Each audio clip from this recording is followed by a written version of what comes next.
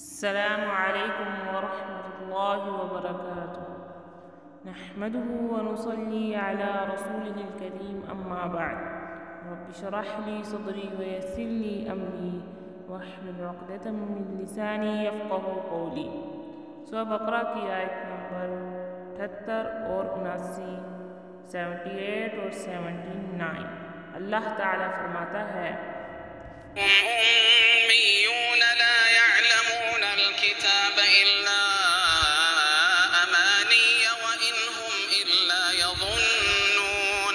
ان میں سے بعض ان پڑھ ایسے بھی ہیں کہ جو کتاب کے صرف ظاہری الفاظ کو ہی جانتے ہیں اور صرف گمان اور اٹکل ہی پر ہیں فويل للذين يكتبون الكتاب بأيديهم ثم يقولون هذا من عند الله ليشتروا به ثمنا قليلا فويل لهم مما كتبت أيديهم وويل لهم مما يكسبون ان لوگوں کے لیے ویل ہے جو اپنے ہاتھوں کی لکھی ہوئی کتاب کو اللہ تعالیٰ کی طرف کہتے ہیں اور اس طرح دنیا کماتے ہیں ان کے ہاتھوں کی لکھائی کو اور ان کی کمائی کو ویل ہلاکت اور افسوس ہے سورہ بقرہ کی آیت نمبر 78 اور 79 کا لفظی ترجمہ اور مفہوم اعوذ باللہ من الشیطان الرجیم بسم اللہ الرحمن الرحیم ومنہم اور کچھ ان میں سے امیون ان پڑھ ہیں لا نہیں یعلمون وہ جانتے الکتاب کتاب کو یعنی ان کی عوام کا حال یہ تھا کہ جو تورات کو پڑھ بھی نہیں سکتے تھے نہ انہیں یہ معلوم تھا کہ وہ کون سے اصول اور احکام ہیں جن پر آخرت کی نجات کا دار و مدار ہے وہ بس اللہ سوائے امانیہ آرزوؤں کے کچھ بھی نہیں جانتے سوائے اپنی آرزوؤں کے جھوٹی توقعات کے وَإِنْهُمْ اور نہیں ہیں ہم وہ اللہ مگر یظنون گمان کرتے وہ یہ گمان کرتے تھے کہ ہم لوگوں کو اللہ تعالیٰ چونکہ ہم انبیاء علیہ السلام کی اولاد ہیں عذاب نہیں دے گا اللہ نے ہمیں ہی کیوں عذاب دینا ہے اللہ کے پاس دوسری مخلوق کوئی کم ہے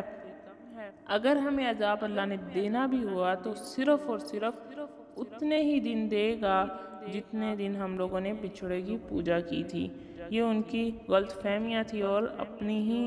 آرزوؤں اور جھوٹی توقعات پر مبنی اور گمان پر مبنی باتیں تھیں جو ان کے ذہنوں نے خیال کیا وہ بولتے تھے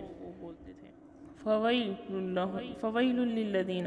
چنانچہ ہلاکت ہے للذین ان لوگوں کے لیے جو یکتبون لکھتے ہیں الکتاب کتاب بایدیہم اپنے ہاتھوں سے ثم پھر یقولون وہ کہتے ہیں ھذا یہ من عند اللہ اللہ کی طرف سے ہے یشتروا تاکہ لیں بھی اس کے بدلے ثمنا مول قلیلا تھوڑا سا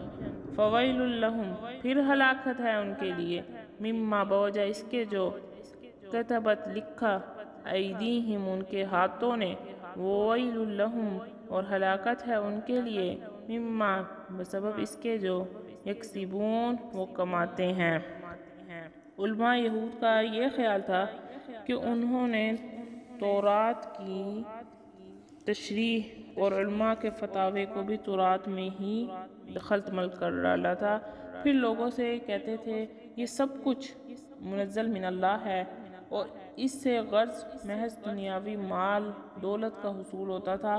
اور ان کے مفسروں کی تعویلات مفکروں کے فلسفیانہ خیالات اور فقہا کے قانونی اجتہادات اور اپنی قومی تاریخی واقعات یہ سب کی سب چیزیں بائبل میں شامل کر دی تھیں اور ان سب کچھ پر ایمان لانا فرض قرار دیا گیا تھا ایسے مجموعے میں سے انہیں کسی بھی قسم کا فتویٰ دینے یا لکھنے میں کوئی دشواری پیش نہیں آتی تھی اور جرائم کی نوعیت کے لحاظ سے اپنے فتووں کے منہ مانگے دام وصول کرتے تھے السلام علیکم ورحمۃ اللہ وبرکاتہ